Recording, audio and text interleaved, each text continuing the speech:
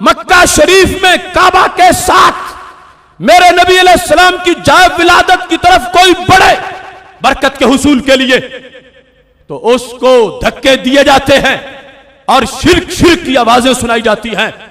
سنو صحابہ کا قرون اولا کا عقیدہ اور برکت اور تبرک کا معاملہ سنن نسائی میں موجود ہے.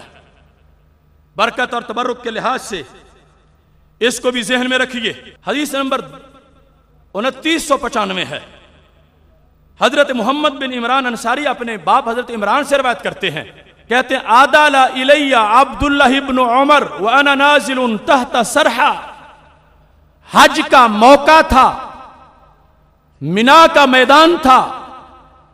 کہتے ہیں میں منا سے مکہ شریف کے راستے میں ایک بڑے درخت کے نیچے بیٹھا تھا. سرحا کہتے ہیں عظیم درخت کو, بہت بڑے درخت کو. فقال ما انزلک تحت هذه الشجرہ.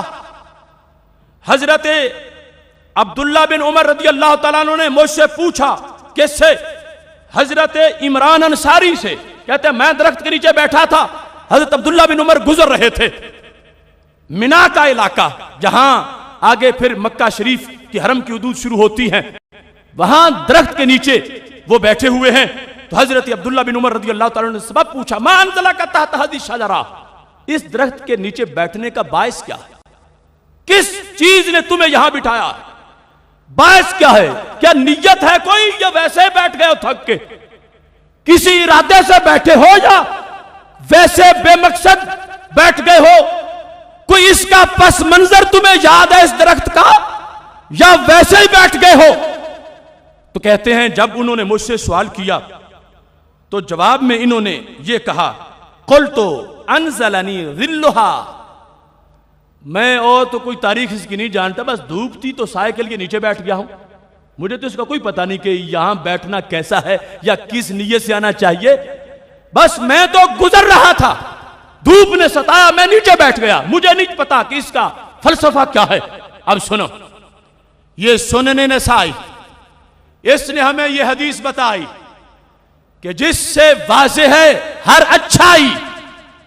یہ دیکھو طیبہ سے بہار آئی. حضرت عبداللہ بن عمر نے کہا کیوں بیٹھے ہو؟ کوئی یاد ہے کہ یہ درخت کون سا ہے؟ انہوں نے کہا دھوپ کی وجہ سے بیٹھا ہوں, مجھے تو کوئی پتہ نہیں یہ درخت کیسا ہے. تو حضرت عبداللہ بن عمر رضی اللہ تعالی عنہ نے نیت بتائی کہ یہاں آنا ہو تو نیت کیا کرنی ہوتی ہے. یہ درخت عام درخت نہیں, یہ درخت بڑا خاص درخت ہے. اس درخت کا انداز کیا ہے, اس سے ملتا کیا ہے؟ کہتے ہیں قال رسول اللہ صلی اللہ علیہ وسلم, ہمارے نبی علیہ السلام کا یہ فرمان ہے اذا کنت بین الاخشبین من منا, جب میدان منا میں دو پہاڑی سلسلوں کے درمیان تم چل رہے ہو.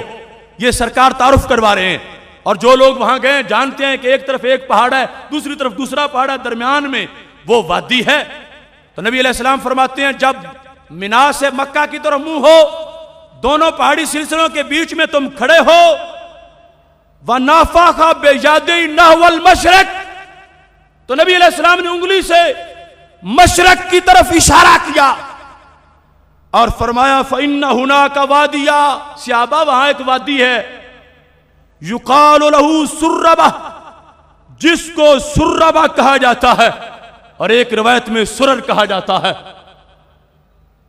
فرمایا بھی سرہا, صحابہ وہاں ایک بہت بڑا درخت ہے. آج لوگ تبرک کی نشانی مٹائیں اور میرے محبوب تبرک کی جگہ خود بتائیں کہ جب منا سے مکہ کی طرف پھر مشرق کی طرف اشارہ کر کے فرمایا وہاں ایک وادی ہے, اس وادی میں صرف ایک ہی بڑا درخت ہے. اس کی تاریخ کیا ہے؟ اس کی طرف جانا ہو تو نیت کیا ہونی چاہیے؟ اس کی طرف جانے کا مقصد کیا ہونا چاہیے؟ وہ درخت فلسفہ کیا رکھتا ہے؟ میرے نبی علیہ الصلوۃ والسلام ارشاد فرماتے ہیں سنو بھی سرہا, وہاں ایک بڑا درخت ہے, سرہ تحتہا 70 نبیہ, فرمایا اس درخت کے نیچے 70 نبیوں کی ولادت ہوئی ہے. یہ زبان رسالت ہے. سدے ذرائع کے فتوے دے کر سب کچھ مٹانے والوں، کیا سرکار کو شریعت یاد نہیں تھی؟ کیوں تعارف کروایا؟ کیوں اس کا فلسفہ بتایا؟ کیوں اس کی برکت بتائی؟ کیوں اس کی ہسٹری بتائی؟ فرمایا وہاں ایک درخت ہے، وہ درخت عام درخت نہیں، وہاں 70 نبیوں کے نافے کاٹے گئے تھے۔ جو ولادت کے بعد بچے کا نافہ کاٹا جاتا ہے تو پھر ولادت وہی ہوئی تھی، تو پھر اس لیے وہی نافہ کاٹا گیا تھا۔ تو کہا ایک نبی کی جہاں ولادت ہو وہ جگہ بڑی برکت والی ہوتی ہے، تو جہاں 70 نبیوں کی ولادت ہو تو کتنی بڑی برکت والی جگہ ہوگی۔ تو میرے محبوب علیہ السلام نے بتایا، تو حضرت عبداللہ بن عمر نے آگے پہنچایا۔ مقصد کیا تھا؟